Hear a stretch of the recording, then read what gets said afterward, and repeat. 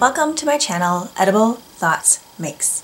My name is Stephanie, and this channel is where I share with you my works in progress, finished projects, things I'm cooking up, books I'm reading, funny things my kids may say. My hope is that as you watch this episode and the previous episodes that you find some inspiration along the way. This episode is going to be a little different than my typical episodes. I wanted to share with you how I plan out my planner / journal. This isn't going to be an episode that tells you what materials to buy, where I bought things, or things like that, because some of the materials I've had for years. I've just had some things from various different parts of my life, and some things are newer. But the purpose of this episode is to share with you how I organize and my thought process as I kind of plan out how I want my notebooks to look and how I use them. Some people are very familiar with the idea of bullet journaling. This is not that, so I won't even go into details about what that is because that is not an area of expertise that is in my alley.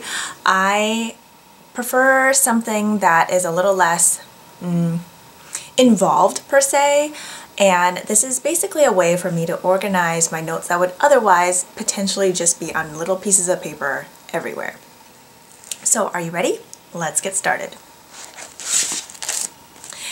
I will start with showing you the type of notebook that I use. So I like to buy one that has a clear protective cover, and then I can draw my own cover page. The notebooks that I prefer using are dotted pages. Now these dots are pretty faint, so they don't, they're not distracting, but they are also pronounced enough. I'm going to hold it up close here. They're pronounced enough that I can write in straight lines, that I can potentially write down, like in my knitting one, I would potentially have like colorwork charts and things like that. And it just allows me to create sections on each page as well in straight lines. So I organize mine by month, and within each month I have it separated out in like a weekly spread. Now I don't have the month tabs in my notebook from 2021 because I have moved those tabs over to 2022. So this is what it looks like. I have the first 6 months of tabs across the top, and then the second half of the year the tabs are just along the side. Now the only reason for that is just space, and yeah, I just moved the tabs from year to year. Now on this one I have not drawn out my cover for 2022 yet. I just haven't, inspiration hasn't hit, so I'm just leaving it blank for now. But I have separated out my pages.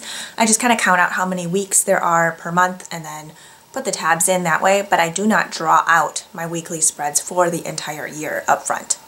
The reason for that is maybe some months I need a little extra space to jot down notes or whatever the whatever inspiration strikes, and I don't want to limit myself to having only that set number of pages. I also find that when I do it myself this way, I waste less.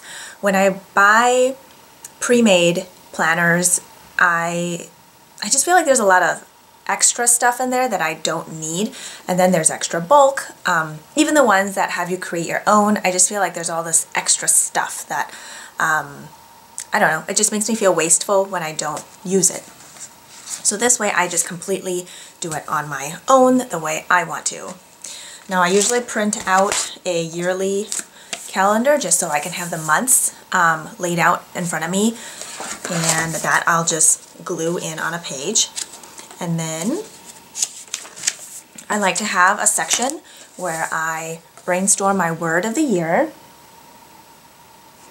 and then I might write some notes down and things I'm thinking or feeling about picking out my word of the year. I talk a little bit about that in episode, I believe it's 77 at the end of that episode, just my thought process surrounding word or words of the year and where I'm at actually for 2022. And then I like to leave some sections for just notes. And I put washi tape along the edge because it kind of acts as a divider, a very subtle one. When you look at it from the edge, it's easy to see. Plus, when you're flipping through, it's just slightly thicker on that edge, and of course the color draws my attention to it as well. So then I'll separate out for months, and I usually leave one cover page for the month. And this January one, I did record myself drawing and painting it, and that will either have been at the beginning of this episode or at the end of it. So if you like watching time-lapse videos of people drawing or creating art, that might be up your alley. So I usually write out my month grid on there as well, and I just draw or paint whatever comes to mind for that month, and maybe how I'm feeling or how I want to feel, or something in nature that has inspired me. Now on the other side of the page of the spread, I usually have a section for test knitting for that month. So I like to write in the due date, if my feedback has been submitted, what the pattern is, who the designer is, and any notes that I just want to kind of jot down about it. And that helps me plan and stay on track. And on the rest of the page, I usually end up collaging things. Maybe it is stuff my children have drawn for me, or things I've received in the mail, or note cards, or postcards, or things like that that I like to put in. And it could be stickers, or whatever the case may be, whatever I feel like. That usually goes on the second half of this page. Now I'm going to show you how I divide out my weekly spreads for each month. So I like to start mine on a Monday, and I'll write down the days of that week on the top, and then I divide up the page into thirds, and then each day gets 1/3 of the page, except for the weekends. Those, I split that bottom third into 2 days, and I just basically use them as to-do lists. So oftentimes on one side, I will write down like a kind of a checklist tally list on this side, and then on the other side of that block I will often do meal planning. So I'll write down like breakfast, lunch, dinner, or a grocery list or something like that. And yeah, that is basically how I organize my planner slash journal for the year. I hope that was helpful, and happy planning!